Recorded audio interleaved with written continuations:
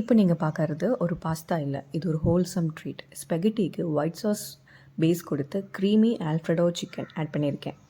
சிக்கனில் இருக்கிற high quality protein உங்களை ஃபுல்லாக சாட்டிஸ்ஃபை பண்ணும்.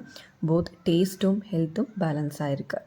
ஸோ ரெஸ்டாரண்ட் ஸ்டைல் ரேஞ்சில் டேஸ்டான வீட்டிலே பண்ணக்கூடிய ஈஸியாக ப்ரிப்பேர் பண்ணக்கூடிய ஒரு சிக்கன் ஆல்ஃப்ரெடோ வித் ஸ்பெகட்டி எப்படி பண்ணலான்னு பார்க்கலாமா? இதுக்கு ஃபஸ்ட்டு வந்து சிக்கன் பிரெஸ்ட் பீஸ் ஃபஸ்ட்டு நான் வந்து எடுத்திருக்கேன். ஸோ அதில் வந்து ஹாஃப் தான் எடுத்திருக்கேன். அந்த ஹாஃபை இந்த மாதிரி நல்லா தின்னாக கட் பண்ணி எடுத்துக்கோங்க. எனக்கு இதோட 3 பீஸ் கிடச்சிது. ஸோ ஒரு பீஸ் மட்டும் நம்ம காமிச்சிருக்கேன். இதில் நான் என்னெல்லாம் ஸ்பைசஸ் ஆட் பண்ணியிருக்கேன்னா, Kashmiri chilli 1 teaspoon, red chilli 1 teaspoon, pepper powder 1 teaspoon, ஜீரகத்தூள் 1/2 டீஸ்பூன், மல்லித்தூள் 1 டீஸ்பூன், கரம் மசாலா 1 டீஸ்பூன், மஞ்சத்தூள் 1 டீஸ்பூன், இஞ்சி பூண்டு விழுது 1/2 டீஸ்பூன், லெமன் ஜூஸ் ஒரு 3 டீஸ்பூன், அதுக்கப்புறமா தயிர் 5 டீஸ்பூன், அதுக்கப்புறமா உப்பு, அதுக்கப்புறமா எண்ணெய் வந்து 2 டீஸ்பூன். இது எல்லாத்தையும் ஆட் பண்ணி நல்லா மிக்ஸ் பண்ணிக்கோங்க. கையில் எல்லா இடத்துலையும் சிக்கனில் வர மாதிரி நல்லா மிக்ஸ் பண்ணிக்கோங்க. உங்களுக்கு இது வேணும்னா இந்த டைம்லேயே ஃபஸ்ட்டே அது நம்ம மசாலா வச்சு மேரினேட் பண்ணுறதுக்கு முன்னாடி லைட்டாக ஸ்லிட்டன்ஸ் மட்டும் விட்டுக்கலாம். நம்ம ஃபிஷ்ஷுக்கெல்லாம் ஃப்ரை பண்ணுறதுக்கு முன்னாடி ஸ்லிட் பண்ணி விடுவோம்ல, அந்த மாதிரி லைட்டாக ஸ்லிட் பண்ணி விட்டுக்கோங்க.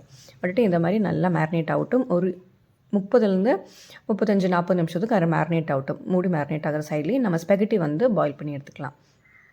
இதுக்கு ஒரு பவுலில் தண்ணி ஊற்றி நல்லா கொதி வரும்போது 1 டீஸ்பூன் வந்து உப்பு போட்டு ஸ்பெகட்டி அது நம்ம ஸ்டாண்டிங் பண்ண வச்சாலும் அதுவே வெந்து உள்ளே போயிடும். பார்த்தீங்கன்னாலே தெரியும்.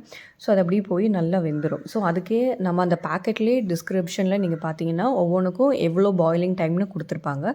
இதுக்கு வந்து 5 to 6 மினிட்ஸ் கொடுத்துருந்தாங்க. ஸோ அந்த டைமில் கரெக்டாக பாயில் பண்ணி எடுத்தாச்சு. இப்போ பார்த்தீங்கன்னா ஸ்பெகட்டி நல்லா வெந்துருச்சு. பார்த்தாலே தெரியும். அந்த கலர்ஸ்லேயும் நமக்கு பார்த்தாலே தெரியும். உங்களுக்கு வேணால் லைட்டாக கொஞ்சமாக எடுத்து நீங்கள் கையிலே ப்ரெஸ் பண்ணி பார்த்தீங்கன்னா தெரியும். அதை எடுத்து நல்லா வடிகட்டினதுக்கப்புறமா கொஞ்சம் கோல்டு வாட்டரில் வாஷ் பண்ணி எடுத்து ட்ரை பண்ணி வச்சுக்கோங்க. அது நல்லா ட்ரைன் ஆகிற டைமில் நம்ம சிக்கனை வந்து நம்ம ஃபஸ்ட்டு தவா ஃப்ரை பண்ணி எடுத்துடலாம். ஒரு தவாவில் பட்டர், அதுக்கப்புறமா கொஞ்சமாக ஆயில் போட்டு நம்ம மேரினேட் பண்ணி வச்சுருந்த சிக்கனை போத் சைட்ஸுமே நல்லா டாஸ் பண்ணி எடுத்துக்கலாம். சிக்கன் நல்லா வேகிற அளவுக்கு நல்லா எல்லா இடத்துக்கும் வரமே நல்லா அமுக்கி விட்டு 2 சைடுமே நல்லா வெந்து எடுத்துக்கலாம். ஸோ இது வந்து கொஞ்சம் பொறுமையாக ஒரு மீடியம் டு லோ ஃப்ளேம்லேயே வச்சு எடுத்துக்கணும். இப்போ பார்த்திங்கன்னா சிக்கன் போட்டதுக்கும் இப்போ நம்ம கடைசியில் எடுக்கும்போதும் தெரியும் நல்லா அதோட கன்சிஸ்டன்சி நமக்கு பார்த்தாலே தெரியும் நல்லா வெந்துருச்சு. ஸோ இதை எடுத்து சைடில் மாற்றி வச்சுக்கலாம்.